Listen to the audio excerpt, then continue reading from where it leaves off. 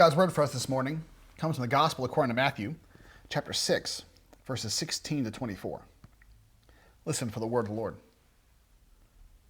When you fast, do not look somber as the hypocrites do, for they disfigure their faces to show others their fasting. Truly I tell you, they have received their reward in full. But when you fast, put oil on your head and wash your face, so it will not be obvious to others that you're fasting, but only to your Father who is unseen.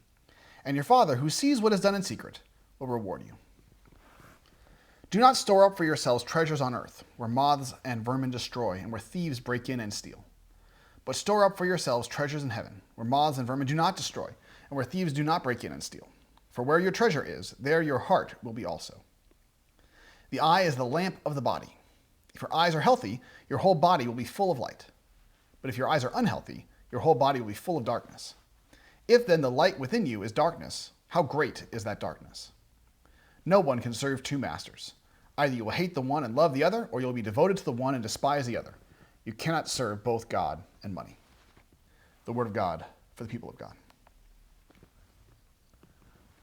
One of the reasons why I cherish the time to do ongoing, sustained Bible study with groups of people is because I'm always amazed at how the scriptures speak to different people in different ways. What I got out of the part of the Bible years ago may not be the same thing that I get out of it the next time I read it.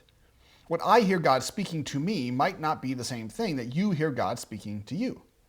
While they're different, they aren't usually contradictory. That is, just because what God draws your attention to and what God draws my attention to are not necessarily the same, it doesn't mean they can't both be true. One thing that seems to be pretty consistent, though, after all my years reading the Bible with people, is that if you read what Jesus has to say long enough, he will take up a topic that makes you uncomfortable. I don't know anyone yet who can read what Jesus says without, at least every once in a while, kind of squirming a bit. This passage is one of those for me. It might very well be one of those for you too, but it definitely is for me. Take that first topic that Jesus speaks about, fasting. Now, fasting is not all that popular anymore. However, the idea of fasting is to refrain from eating in order to focus more on God. There are all kinds of fasts in the Bible. Sometimes it's a matter of personal devotion. Sometimes it's something the whole community does together. Most often, it is a total refusal to eat any food at all. But we also hear about someone like Daniel, who insists on restricting his diet. However, while you will hear people talk about the Daniel fast, the Bible never calls it fasting. It's just keeping kosher in a pagan land. Now, this may not come as a surprise to you, but I am not good at fasting. I love food. So much of my historic problem with weight has been mostly due to the fact that I love to eat delicious food, and I'm not at all good at portion control. What might surprise you is that I used to value fasting much more highly. When I was in college, I set myself to fasting 1 day a week. For one Lent, I even went so far as to fast for 2 consecutive days a week. Now, you might be thinking to yourself, Pastor, didn't you just read out a passage where Jesus says not to make a big deal about your fasting? Aren't you trying to preach on that very topic? Indeed I did, and indeed I am. But the reason why it's clear to me that I'm not making a big deal about my fasting is because I know the whole story and you don't yet. First of all, my comments about my own fasting are all in the past tense. That's because I have not kept up with it. I also know what my fasting that my fasting probably only counted in the loosest sense of the word. I may not have eaten anything, but I sure consumed a lot of liquid that had a pile of calories in it, and while it may have made me a bit jittery and the nutrition was completely unbalanced, it isn't like I'd cut myself off from sustenance. In fact, though I think I kind of patted myself on the back at the time about the fasting, I see now that I don't know that I've hardly ever really fasted the way the Bible frequently encourages us to fast. But my own practices, or lack thereof, aside, Jesus starts talking about hypocrites again. And this time, the hypocrites are fasting. But it's clear to everyone who sees them that they are fasting. Jesus says that if they do that, they already have their reward. God will not give any further reward than that. I can't help but think, though, that these hypocrites probably thought that they were right to make sure everyone could see them. I mean, after all, to see someone who is clearly fasting is a reminder to everyone that God has encouraged, some would even say commanded, us to fast. If we don't ever see someone doing it, do we even remember that it's a thing to do? If it's out of sight, doesn't it also go out of mind? They might have even compared it to the practice of taking Nazirite vows that we read about in the Old Testament. If you met a Nazirite, you couldn't hardly miss it. Nazirites were not supposed to cut their hair, so it got really long. They weren't allowed to drink wine or even to eat grapes and raisins. They were not allowed to go near a dead body, even if it was one of their close family members. Several of the great heroes from Israel's past were Nazirites. Samuel was one, John the Baptist was one, even Samson was one, although he was a pretty terrible Nazirite because he basically broke all the vows all the time. In any case, this idea that commitment to God, fulfilling those acts of devotion to God, should be private would have been a radical idea. I started the sermon by saying I've never met anyone yet who wasn't made uncomfortable by what Jesus had to say. I wonder whether there aren't some people who think that Jesus' stress on the private nature of our acts of devotion is really great news. I mean, after all, we in America treat our devotion to God as if it were the most private of all things. We certainly don't make a point of talking about it very often.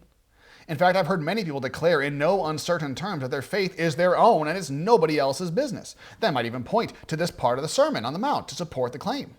Jesus, after all, says we should not do our devotion so other people can see it.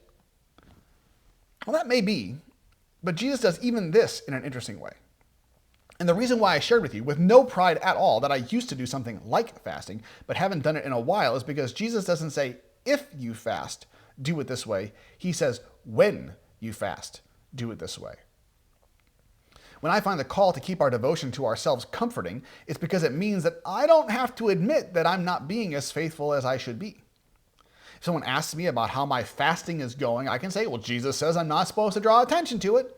And the other person can walk away thinking, boy, that Pastor Travis really is faithful. While I can walk away thinking, boy, I'm so glad I didn't have to admit that I haven't fasted in years.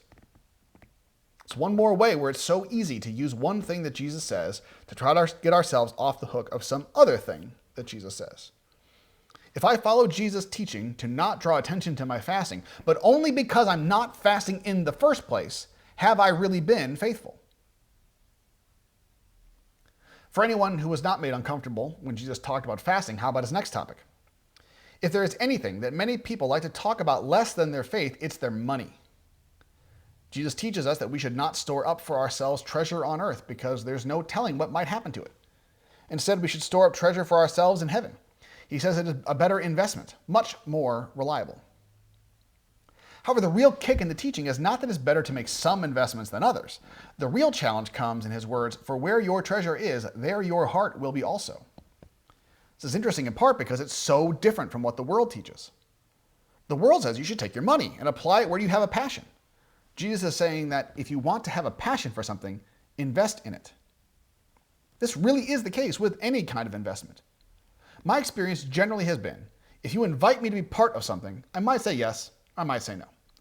Even if I think it's a good use of time, I may very well hesitate to commit myself to it.